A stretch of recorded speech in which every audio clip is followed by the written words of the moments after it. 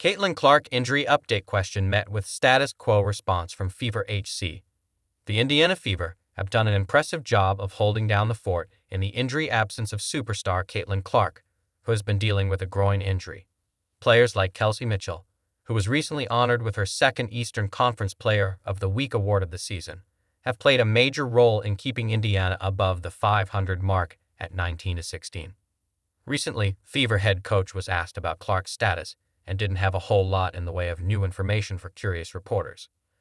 When asked if there's an update on Caitlin Clark, Stephanie White said, "Until she can get into practice, and until you guys see her in practice, it's really status quo, same as we have been," reported Chloe Peterson of IndyStar on X, formerly Twitter. Peterson also noted that Clark sat off to the side of practice in a portion open to media today.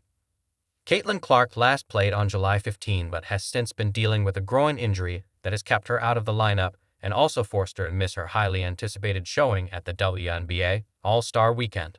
Clark also had been dealing with some injuries prior to that, earlier in the season. Meanwhile, the Fever also recently got some tough news regarding Sophie Cunningham, who will miss the remainder of the 2025 season after sustaining a right knee injury.